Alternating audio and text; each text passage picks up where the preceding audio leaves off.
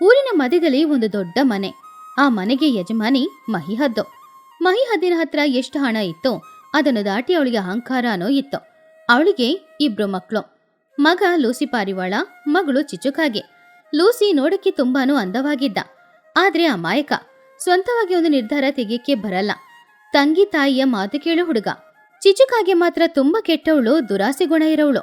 ಇನ್ನೊಬ್ರು ಸಂತೋಷನ ಅವಳಿಂದ ನೋಡಕ್ಕಾಗ್ತಾನೆ ಇರ್ಲಿಲ್ಲ. ಇದು ಹೀಗಿರುವಾಗ ಆ ಊರಿನ ಗಡಿಯಲ್ಲಿ ಒಂದು ಚಿಕ್ಕ ಗುಡಿಸಲಿನಲ್ಲಿ ಬಡವಳಾದ ಟುನಿಗುಬ್ಬಚ್ಚಿ ಬಾಳ್ತಾ ಇದ್ಲು. ಅವಳ ದುರದೃಷ್ಟ ಚಿಕ್ಕ ವಯಸ್ಸಲ್ಲೇ ತಾಯಿ ತಂದೆನ ಕಳ್ಕೊಂಡು ಒಬ್ಬಂಟಿ ಜೀವನ ಬಾಳ್ತಾ ಇದ್ಲು. ಹೀಗಿರುವಾಗ ವಿಧಿಯ ಆಟ. ಲೂಸಿ ಪಾರಿವಾಳಕ್ಕೆ ಟುನಿಗುಬ್ಬಚ್ಚಿನ ತುಂಬಾ ಇಷ್ಟ ಆಯ್ತು. ಪ್ರೀತಿಗೆ ಕಣ್ಣಿಲ್ಲ ಅನ್ನೋದು ನಿಜಾನೇ. ಲೂಸಿ ಪಾರಿವಾಳಕ್ಕೂ ಕೂಡ ಈ ಪ್ರೀತಿಯಲ್ಲಿ ಕಾಣಿಸ್ಲಿಲ್ಲ. ಒಂದಿನ ಲೂಸಿ ಟುನಿನ ಮದುವೆ ಮಾಡ್ಕೊಂಡು ಅವನ ಮನೆಗೆ ಕರ್ಕೊಂಡ್ ಬಂದ. ಆ ದಿನ ಗೂಡಿನಲ್ಲಿ ಪಕ್ಷಿ ಸಿಕ್ಕಾಕೊಂಡ ಸಮಯ ಅದು. ಆ ದಿನ ಸಂಜೆ ಸಮಯ. ಲೂಸಿ ಪಾರಿವಾಳ ಟುನಿನ ಮದುವೆ ಮಾಡ್ಕೊಂಡು ಅವನ ಮನೆಯ ಹೊರಗಡೆ ಅಂಗಳದಲ್ಲಿ ನಿಂತ್ಕೊಂಡಿದ್ದ. ಆವಾಗ ಅವನು ನಡುಗುವ ಸ್ವರದಲ್ಲಿ ಈ ರೀತಿ ಹೇಳ್ದ, ಅಮ್ಮ ಅಮ್ಮ ಹೊರಗೆ ಬನ್ನಿ, ನಾನು ಬಂದಿದ್ದೀನಿ. ನನ್ನ ಜೊತೆ ಒಬ್ಬರನ್ನ ಕರ್ಕೊಂಡ್ಬಂದಿದ್ದೀನಿ. ಹಾಗಂತ ಲೂಸಿ ಕರೆದ ತಕ್ಷಣ ಒಳಗಡೆಯಿಂದ ಮಹಿಹದ್ದು ಚಿಚುಕಾಗಿ ಇಬ್ರು ಹೊರಗಡೆ ಬಂದ್ರು. ಲೂಸಿಯ ಪಕ್ಕದಲ್ಲಿ ಒಂದು ಚಿಕ್ಕ ಪಕ್ಷಿ ನಿಂತ್ಕೊಂಡಿತ್ತು. ಅದನ್ನು ನೋಡಿದಾಗ ಅವರ ಮುಖ ಬದಲಾಯ್ತು. ಮೊದಲು ಆಶ್ಚರ್ಯ, ಆಮೇಲೆ ಅಸಹ್ಯ, ಆಮೇಲೆ ಕೋಪ. ಮಹಿಹದ್ದು ತುಂಬಾನು ಕೋಪದಿಂದ ಲೂಸಿನ ನೋಡಿ, ಯಾರೋ ಇದು? ನಮ್ಮ ಮನೆಗೆ ಹೊಸದಾಗಿ ಕೆಲಸದವಳೇನಾದ್ರೂ ಕರ್ಕೊಂಡ್ಬಂದಿದೀಯಾ? ಸಣ್ಣ ಪಕ್ಷಿ ಹಾಗೆ ಕಾಣ್ತಾ ಇದ್ದಾಳೆ, ಕಳಿಸ್ಬಿಡಿ, ಇವಳು ಬೇಡ. ಅಮ್ಮ ಇವಳು ಕೆಲಸದವಳಲ್ಲ, ನಾನು ಇವಳನ್ನ ಇಷ್ಟಪಟ್ಟೆ. ನಾವಿಬ್ರು ಮದುವೆ ಮಾಡ್ಕೊಂಡು ಬಂದಿದ್ದೀವಿ.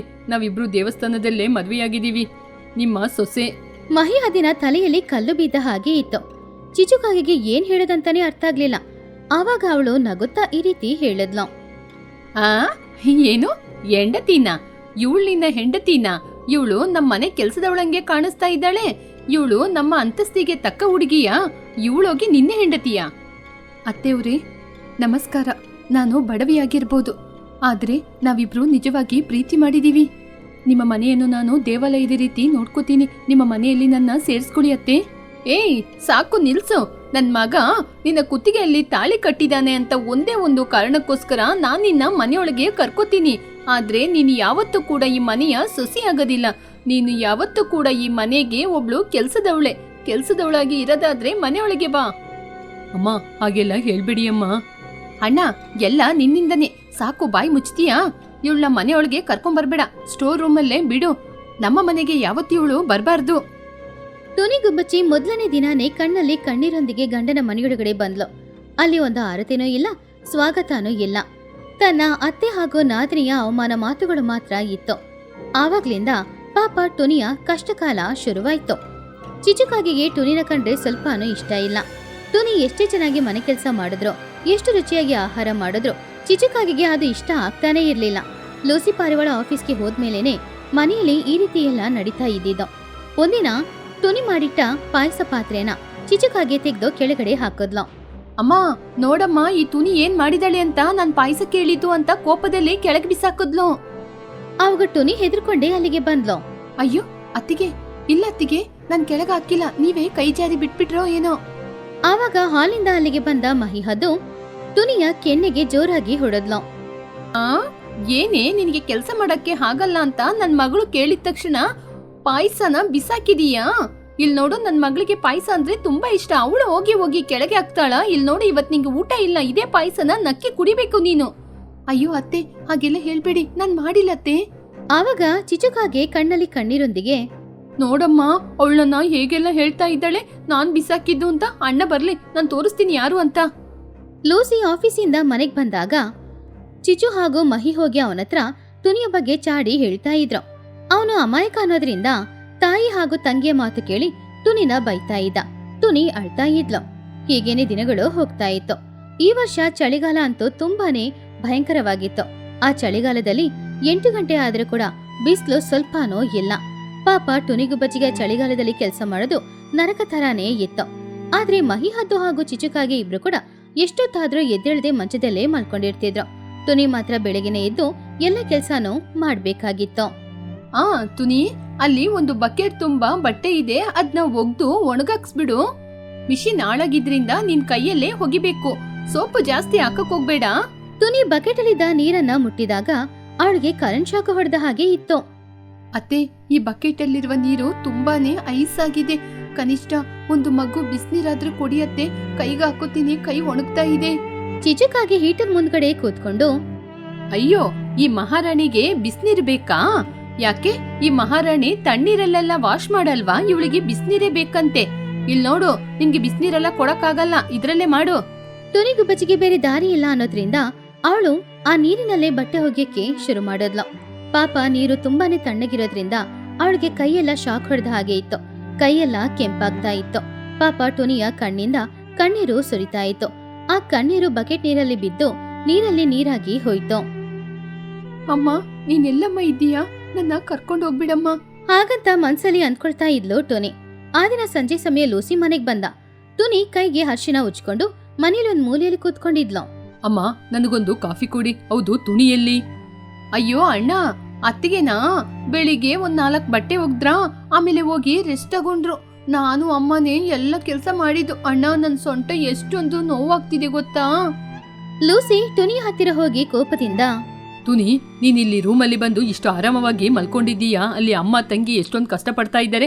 ಅವ್ರು ನಿನ್ನ ಬಗ್ಗೆ ಹೆಮ್ಮೆಯಿಂದ ಹೇಳಿದ್ರೆ ನೀನ್ ಯಾಕೆ ಈಗ ನಡ್ಕೋತೀಯಾ? ರೀ, ಅವ್ರು ನಿಮ್ ಜೊತೆ ಸುಳ್ಳು ಹೇಳ್ತಿದ್ದಾರೆ. ನನ್ ಮಾತ್ ನಂಬಿ. ಬೆಳಿಗ್ಗೆಯಿಂದ ತಣ್ಣೀರಲ್ಲಿ ಬಟ್ಟೆ ಒಗ್ದು ಒಮ್ಮೆ ನನ್ ಕೈನ ನೋಡ್ರಿ. ತಣ್ಣೀರಲ್ಲಿ ಹೇಗೆ ಕೈ ನೆಂದೋಗಿದೆ ಅಂತ. ಲೂಸಿ ಟುನಿಯ ಕೈಯನ್ನು ನೋಡ್ಲೇ ಇಲ್ಲ. ಸಾಕು, ಬಾಯಿ ಮುಚ್ತೀಯಾ? ನಮ್ಮ ಅಮ್ಮ ಯಾವಾಗ್ಲೂ ಸುಳ್ಳು ಹೇಳೋದಿಲ್ಲ. ಹೋಗಿ ನನಗೆ ಕಾಫಿ ತಗೊಂಬಾ, ತಲೆನೋವಾಗ್ತಿದೆ. ಟುನಿಯ ಹೃದಯ ಚೂರ್ ಚೂರಾಯಿತು. ತನ್ನನ್ನ ಮದುವೆ ಮಾಡ್ಕೊಂಡ ಗಂಡನಿಗೆನೆ ಅವಳ ಕಷ್ಟ ಗೊತ್ತಿಲ್ಲ ಅಂದ್ರೆ ಇನ್ಯಾರು ಅವಳಿಗೆ ಸಪೋರ್ಟ್ ಮಾಡ್ತಾರೆ? ಎಂತ ಜೀವನ ನಾನ್ ಮಾಡ್ತಾ ಇದ್ದೀನಿ ಅಂತ ಹೇಳಿ ಮಾನಸಿಕವಾಗಿ ತುಂಬಾನೇ ಕಷ್ಟಪಡ್ತಾ ಇದ್ಲು ಟುನಿಗುಬ್ಬಚ್ಚಿ. ಆ ದಿನ ರಾತ್ರಿ ಪಾಪ ಅವಳಿಗೆ 104 ಡಿಗ್ರಿ ಜ್ವರ ಹೊಡಿತಾ ಇತ್ತು. ಅವಳಿಂದ ಎದ್ದೇಳಕ್ಕೂ ಆಗ್ಲೇ ಇಲ್ಲ. ಮೈಯೆಲ್ಲ ಬಿಸಿಯಾಗಿತ್ತು. ಮರುದಿನ ಬೆಳಿಗ್ಗೆ ಎದ್ದೇಳೂ ಇಲ್ಲ. ಆವಾಗ ಮಹಿಹದ್ದು ತುಂಬಾನೇ ಕೋಪದಿಂದ ಟುನಿಯ ಹತ್ತಿರ ಬಂದು, ಏನೇ ಇನ್ನು ಮಲ್ಗಿ ನಿದ್ರೆ ಮಾಡ್ತಾ ಇದೀಯಾ? ಮದ್ವೆ ಆದ್ಮೇಲೆ ಕೆಲ್ಸ ಮಾಡ್ಬಾರ್ದು ಅನ್ಕೊಂಡಿದ್ದೀಯಾ? ಕಾಫಿನ ಯಾರ್ ಮಾಡ್ಕೊಡೋದು? ಟುನಿ ಎದ್ದೇಳಕ್ಕಾಗದೆ ತುಂಬಾನು ಸುಸ್ತಾಗಿ, ಅತ್ತೆ, ನನಗೆ ತುಂಬಾ ಜ್ವರ ಅತ್ತೆ. ಮೈಯೆಲ್ಲ ಸುಡ್ತಾ ಇದೆ. ತಲೆ ಒಡೆದೋಗುವ ರೀತಿ ನೋವು. ಒಂದೇ ಒಂದು ಪ್ಯಾರಾಸಿಟಮಲ್ ಇದ್ರೆ ಕುಡಿಯತ್ತೆ ಪ್ಲೀಸ್ ಅತ್ತೆ. ನನ್ನಿಂದ ಕೆಲಸ ಮಾಡಕ್ ಆಗಲ್ಲ. ಚಿಚುಕಾಗೆ ಬಂದು ಟುನಿನ ಮುಟ್ಟಿ ನೋಡಿ, ಅಮ್ಮ, ಇವಳ ನಾಟಕ ನಿನಗೆ ಗೊತ್ತಿಲ್ಲ. ಇವಳಿಗೆ ಜ್ವರ ಇಲ್ಲ, ಏನಿಲ್ಲ, ಮೈಯೆಲ್ಲ ತಣ್ಣಗೆ ಇದೆ. ಮಲಗಿದಲ್ಲೇ ಮಲಗಿದ್ರೆ ಮೈ ಬಿಸಿಯಾಗಿರಲ್ವಾ? ಇವಳು ಕೆಲಸ ಮಾಡದೇ ಇರ್ಲಿಕ್ಕೆ ಪ್ಲಾನ್ ಮಾಡ್ತಾಳೆ. ಎದ್ದು ಮನೆ ಒರ್ಸೆ. ಅತ್ತಿಗೆ, ಇಲ್ಲ ಅತ್ತಿಗೆ, ನನಗೆ ತುಂಬಾ ಜ್ವರ ಹೊಡಿತಿದೆ. ತಲೆ ಎಲ್ಲ ಸುತ್ತಾ ಇದೆ. ಒಂದ್ ಗ್ಲಾಸ್ ನೀರ್ ಕೊಡಿ. ನೀರ್ ಬೇಕಾ ನಿನ್ಗೆ? ನೀರು ಇರಮ್ಮ, ನೀರ್ ತರ್ತೀನಿರು.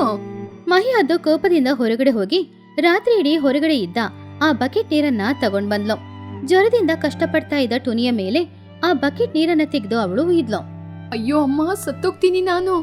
ಪಾಪ ಟುನಿಗುಬ್ಬಚ್ಚಿ ಮೈ ಬಿಸಿ ಬಿಸಿಯಾಗಿರುವ ಸಮಯದಲ್ಲಿ ತಣ್ಣಗಿರುವ ಆ ನೀರನ್ನ ಉಯ್ದ ತಕ್ಷಣ ಅವಳಿಗೆ ಒಂದು ಕ್ಷಣ ಪ್ರಾಣ ಹೋದ ಹಾಗೆ ಇತ್ತು. ಇವಾಗ್ಲಾದ್ರೂ ಎದ್ದೇಳ್ತೀಯಾ ಅಥವಾ ಈಗೇನೆ ಮಲ್ಕೊಂಡಿರ್ತೀಯಾ? ಇನ್ನೊಂದ್ ಬಕೆಟ್ ನೀರ್ ತರ್ಲಾ? ಪಾಪ ಟುನಿಗೆ ಭಯ ಆಯ್ತು. ಅವಳು ಎದ್ದು ನಿಂತ್ಕೊಂಡ್ಲು.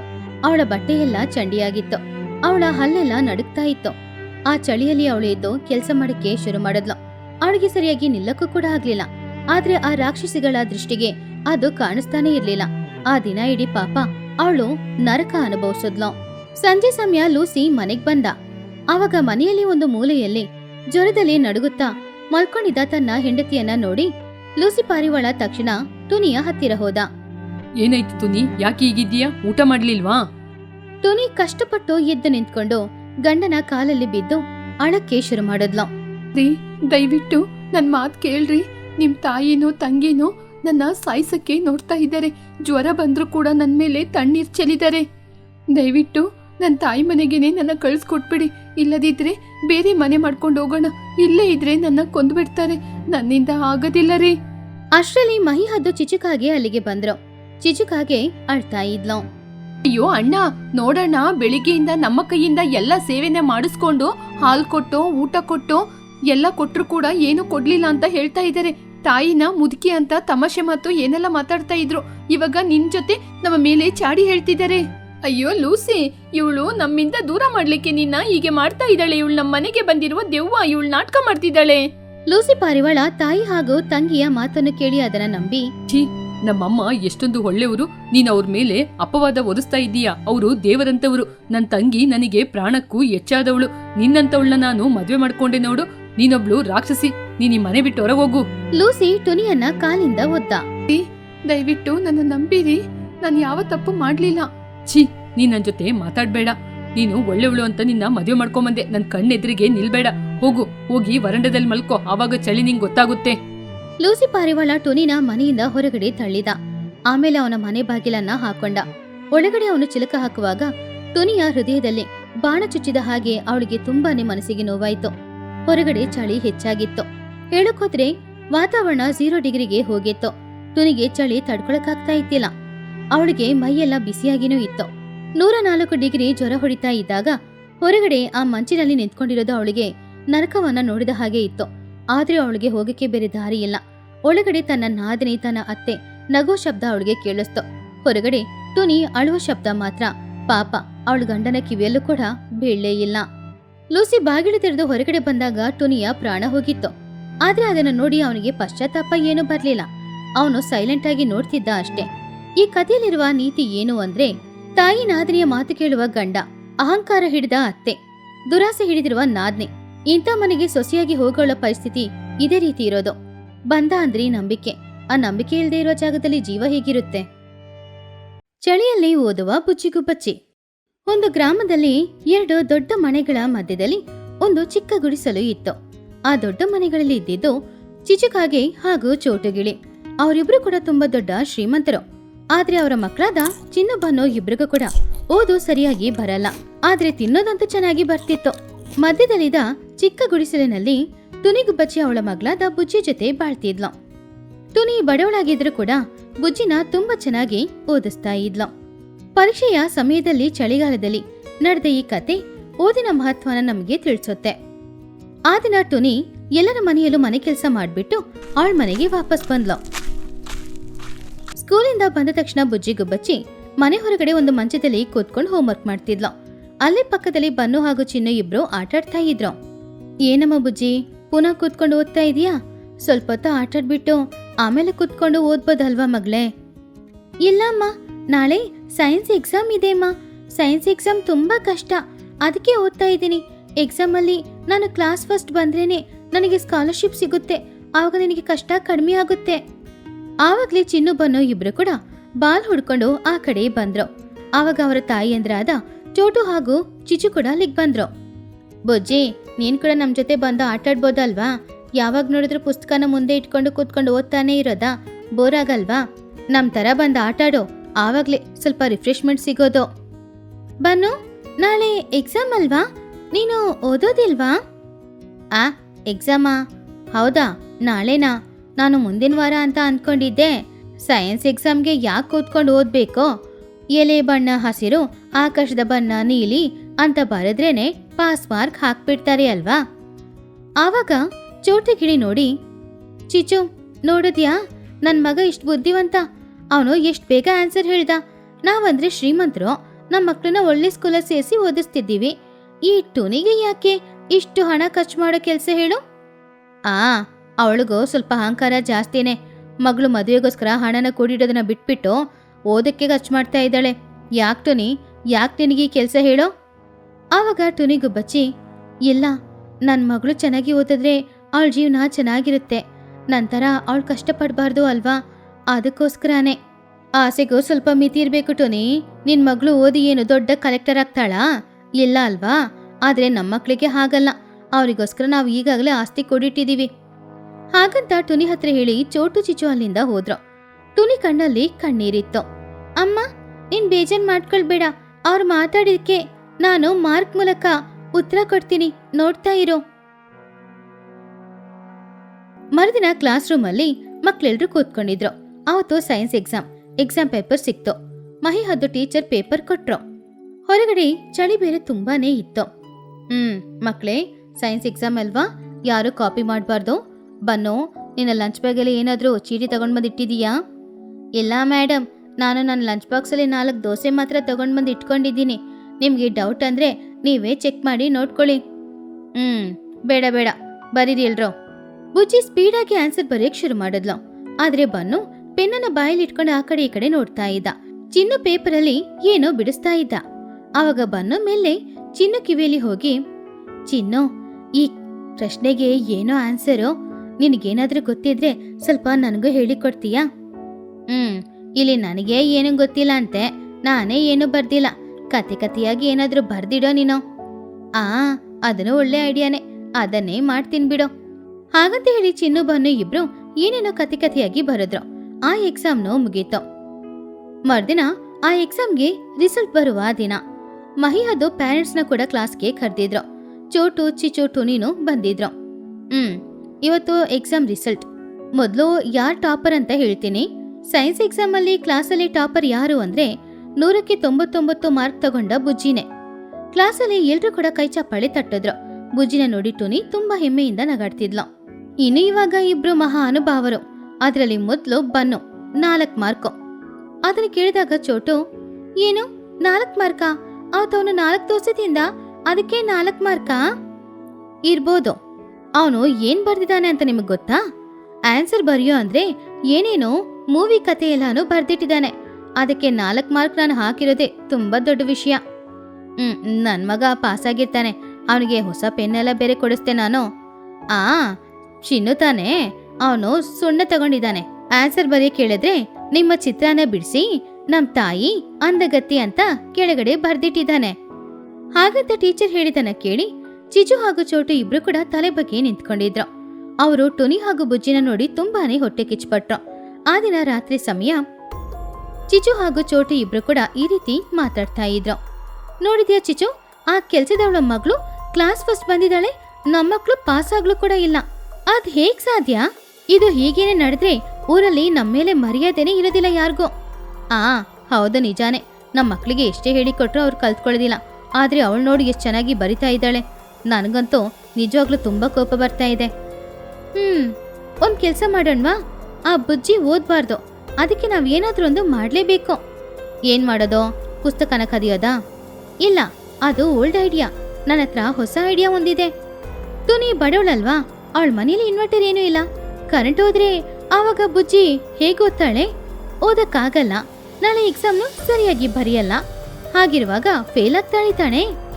ಆಹಾ ಚೋಟು, ನಿಜವಾಗ್ಲೂ ನಿನ್ ಕೊಟ್ಟ ಐಡಿಯಾ ಚೆನ್ನಾಗಿದೆ. ಹಾಗಾದ್ರೆ ಇವತ್ತು ರಾತ್ರಿನೇನಾ? ಆ ದಿನ ರಾತ್ರಿ 11 ಗಂಟೆ ಸಮಯ. ಹೊರಗಡೆ ಚಳಿಗಾಳಿ ಬೀಸ್ತಾ ಇದ್ದಾಗ ಬುಜ್ಜಿ ಮನೆಯೊಳಗಡೆ ಕೂತ್ಕೊಂಡು ಮ್ಯಾಥ್ಸ್ ಎಕ್ಸಾಮ್ಗೋಸ್ಕರ ಓದ್ತಾ ಇದ್ಲು. ಹೀಗಿರುವಾಗ ಹೊರಗಡೆ ಚೋಟು ಹಾಗೂ ಚಿಚುಕ್ಕಾಗಿ ಇಬ್ರು ಬಂದು, ಚಿಚು ಕತ್ರಿ ಕೊಡು, ವೈರ್ ಕಟ್ ಮಾಡ್ತೀನಿ. ಹಾಗಂತ ಹೇಳಿ ವೈರ್ ಕಟ್ ಮಾಡಿದಾಗ ಟುನಿ ಮನೆಯಲ್ಲಿ ಪವರ್ ಕಟ್ ಆಯ್ತು. ಆವಾಗ ಟುನಿಗೂ ಬಚ್ಚಿ, ಅಯ್ಯೋ ಕರೆಂಟ್ ಹೋಯ್ತು. ಬುಜ್ಜಿ, ಇವಾಗ ನೀನ್ ಹೇಗಮ್ಮ ಓದ್ತೀಯಾ? ಗೊತ್ತಿಲ್ಲ ಅಮ್ಮ, ನಾಳೆ ಮ್ಯಾಥ್ಸ್ ಎಕ್ಸಾಮ್. ಇನ್ನು 2 ಚಾಪ್ಟರ್ ಇದೆ ಓದ್ಕೊಳ್ಳಕ್ಕೆ. ನಾನು ಇದ್ರಲ್ಲಿ ಚೆನ್ನಾಗಿ ಮಾರ್ಕ್ ತೆಗಿಬೇಕು. ಹೊರಗಡೆ ನಿಂತು ಚೋಟು ಚಿಚು ಇಬ್ರು ಅದನ್ನ ನೋಡಿ ನಗಾಡ್ತಾ ಇದ್ರು. ಆವಾಗ ಚಿಚು ಚೋಟು ಹತ್ರ, ನೋಡಿದ್ಯಾ ಚೋಟು, ಕರೆಂಟ್ ಹೋಯ್ತು.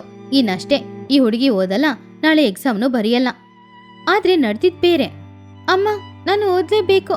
2 ಚಾಪ್ಟರ್ನ ಕಂಪ್ಲೀಟ್ ಮಾಡ್ಬೇಕು. ಇದ್ರಲ್ಲೂ ಪಾಸ್ ಆದ್ರೆ ನನಗೆ ಸ್ಕಾಲರ್ಶಿಪ್ ಸಿಗೋದು. ಆದ್ರೆ ಹೇಗೆ ಮಗಳೇ, ನೀನು ಇಲ್ಲೇ ಕೂತ್ಕೊಂಡು ಹೇಗೆ ಓದ್ತೀಯಾ? ಇಲ್ಲ ಅಲ್ಲಮ್ಮ, ನಾನು ಹೊರಗಡೆ ಹೋಗಿ ಕೂತ್ಕೊಂಡು ಓದ್ತೀನಿ. ಹೊರಗಡೆ ಚಂದಮಾಮನ ಬೆಳಕು ಇದೆ ಅಲ್ವಾ, ಅಲ್ಲಿ ಕೂತ್ಕೊಂಡಾದ್ರೂ ನಾನು ಓದ್ಲೇಬೇಕು. ನಾನು ಮಂಚ ತಗೊಂಡೋಗಿ ಅಲ್ಲೇ ಕೂತ್ಕೊಂಡು ಓದ್ತೀನಿ, ಸರಿನಾ? ಹಾಗಂತ ಹೇಳಿ ಬುಜ್ಜಿ ಅವಳ ಮಂಚನ ಹೇಳ್ಕೊಂಡು ಮನೆ ಹೊರಗಡೆ ಹೋದ್ಲು. ಚಂದಮಾಮನ ಬೆಳಕಿನಲ್ಲಿ ಚಳಿ ಹೆಚ್ಚಾದ್ರೂ ಕೂಡ ಪರವಾಗಿಲ್ಲ ಅಂತ ಅಂದ್ಕೊಂಡು ಅವಳ ಪಾಡಿಗೆ ಕೂತ್ಕೊಂಡು ಅವಳು ಓದಕ್ಕೆ ಶುರು ಮಾಡಿದ್ಲು. ಅದು ಮ್ಯಾಥ್ಸ್ ಎಕ್ಸಾಮ್ ಅನ್ನೋದ್ರಿಂದ ಬರ್ದು ಪ್ರಾಕ್ಟೀಸ್ ತಗೊಳ್ತಾ ಇದ್ಲು. ಆದ್ರೆ ಕೈಯೆಲ್ಲ ತಣ್ಣಗಾಗ್ತಿತ್ತು, ಮೈಯೆಲ್ಲ ನಡುಗ್ತಾ ಇತ್ತು. ತನ್ನ ಮಗಳ ಪರಿಸ್ಥಿತಿಯನ್ನ ನೋಡಿ ಟುನಿಗೂ ಬಚ್ಚಿ ಬೇಜಾನ್ ಮಾಡ್ಕೊಳ್ತಿದ್ಲು. ಅಯ್ಯೋ ದೇವ್ರೆ, ನನ್ ಮಗಳು ಓದ್ಬೇಕು ಅಂದ್ಕೊಳ್ತಿದ್ದಾಳೆ. ಆದ್ರೆ ಈ ಚಳಿಯಲ್ಲಿ ಹೇಗೆ ಓದ್ತಾಳೋ ಏನೋ. ಯಾಕಪ್ಪ ದೇವ್ರೆ, ನಮ್ಗಿಷ್ಟು ಕಷ್ಟ ಕೊಡ್ತೀಯಾ? ಹಾಗಂತ ಅಂದ್ಕೊಂಡು ಟುನಿ ಅವಳ ಮನೆಯೊಳಗಡೆ ಹೋಗಿ ಒಂದು ಮೂಲೆಯಲ್ಲಿದ್ದ ಕೆರೋಸಿನ್ ಬೆಳಕನ್ನ ಹೊರಗಡೆ ತೆಗೆದ್ಲು. ಅದರಲ್ಲಿ ಕೆರೋಸಿನ್ ಇದು ಒಂದು ಹಳೆ ಶಾಲ್ನ ತಗೊಂಡು ಆ ಬೆಳಕನ್ನ ಕೂಡ ತಗೊಂಡು ಬುಜ್ಜಿಯ ಹತ್ತಿರ ಹೋದ್ಲು. ಆ ಬೆಳಕನ್ನ ಬುಜ್ಜಿಯ ಪಕ್ಕದಲ್ಲಿ ಇಟ್ಟು, ಬುಜ್ಜಿ ತಗೊಮ್ಮ, ಈ ಬೆಳಕಿನಲ್ಲಿ ನೀನ್ ಓದು. ನಾನು ಇಲ್ಲೇ ಇರ್ತೀನಿ, ನಿನ್ಗೇನ್ ಭಯ ಇಲ್ಲ. ಈ ಶಾಲ್ನ ಹಾಕೋ. ಹಾಗಂತ ಹೇಳಿ ಟುನಿ ಕೂಡ ಒಂದ್ ಮಂಚ ಹಾಕೊಂಡು ಪಕ್ಕದಲ್ಲೇ ಕೂತ್ಕೊಂಡಿದ್ಲು. ಬುಜ್ಜಿ ಓದ್ತಾ ಇದ್ಲು. ಆ ದಿನ ಚಳಿ ಹೆಚ್ಚಾಗಿದ್ರು ಕೂಡ ತಾಯಿ ಮಗಳು ಇಬ್ರು ಕೂಡ ಕಷ್ಟಪಟ್ಟು ಹೊರಗಡೆನ ಚಳಿಯಲ್ಲಿ ಕೂತ್ಕೊಂಡಿದ್ರು. ಬುಜ್ಜಿ ಚಂದಮಾಮನ ಬೆಳಕಿನಲ್ಲಿ ಬರಿತಾ ಇದ್ಲು. ಅಮ್ಮ, ನೀನು ನನ್ನ ಪಕ್ಕದಲ್ಲಿ ಕೂತ್ಕೊಂಡಿದ್ರೆ ನನಗೆ ಚಳಿನೇ ಆಗ್ತಾ ಇಲ್ಲಮ್ಮ. ಇದೆಲ್ಲನೂ ಮರದ ಹಿಂದ್ಗಡೆ ನಿಂತ್ಕೊಂಡು ನೋಡ್ತಾ ಇದ್ದ ಚಿಚು ಹಾಗೂ ಚೋಟು ಇಬ್ರು ಕೂಡ ತಾಯಿ ಮಗಳ ಪ್ರೀತಿ, ಬುಜ್ಜಿಯ ಆ ಹಠ ಇದೆಲ್ಲವನ್ನು ನೋಡಿ ಅವರಿಬ್ರು ತುಂಬಾನೇ ಆಶ್ಚರ್ಯಪಟ್ರು. ಚೋಟು, ತಪ್ಪು ಮಾಡಿದ್ವಾ? ಬುಜ್ಜಿನ ಹಠ ನೋಡು, ಅವಳು ಓದ್ಲೇಬೇಕು ಅಂತ ಈ ಚಳಿಯಲ್ಲಿ ಕಷ್ಟಪಡ್ತಾ ಇದ್ದಾಳೆ. ಟುನಿ ನೋಡು, ಅವಳ ಮಗಳಿಗೋಸ್ಕರ ಹೊರಗಡೆ ಚಳಿಯಲ್ಲಿ ಬಂದು ಕೂತ್ಕೊಂಡಿದ್ದಾಳೆ, ಬೇಜಾರಾಗ್ತಿದೆ. ಹೌದು ಚಿಚ್ಚು, ನಮ್ಮ ಮಕ್ಕಳಿಗೆ ಏನೇ ಮಾಡಿಕೊಟ್ರು ಕೂಡ ಅವ್ರು ಓದ್ತಾ ಇಲ್ಲ. ಆದ್ರೆ ಟುನಿ ಬುಜ್ಜಿ ಇಬ್ರು ನೋಡು, ಅವ್ರ ಮನೇಲಿ ಯಾವುದೇ ಸೌಕರ್ಯ ಇಲ್ಲ ಅಂದ್ರೂ ಕೂಡ ಅವಳು ಎಷ್ಟು ಚೆನ್ನಾಗಿ ಓದ್ತಾ ಇದ್ದಾಳೆ. ಹೌದು, ಬಾ ವೈರ್ನ ಜಾಯಿಂಟ್ ಮಾಡೋಣ, ಪಾಪ ಬುಜ್ಜಿ ಚೆನ್ನಾಗಿ ಓದ್ಬೇಕಲ್ವಾ. ಹಾಗಂತ ಹೇಳಿ ಚಿಚು ಹಾಗೂ ಚೋಟಿ ಇಬ್ರು ಹೋಗಿ ವೈರ್ನ ಜಾಯಿಂಟ್ ಮಾಡಿದ್ರು. ಟುನಿ ಮನೆಯಲ್ಲಿ ಕರೆಂಟ್ ಬಂತು. ಅಮ್ಮಯ್ಯ, ಬುಜ್ಜಿ ಕರೆಂಟ್ ಬಂತು, ಬಾ ಒಳಗಡೆ ಹೋಗೋಣ. ಅಮ್ಮಯ್ಯ, ಓದ್ಬೇಕು ತುಂಬಾ ಇದೆ. ಹಾಗಂತ ಇಬ್ರು ಒಳಗಡೆ ಹೋದ್ರು.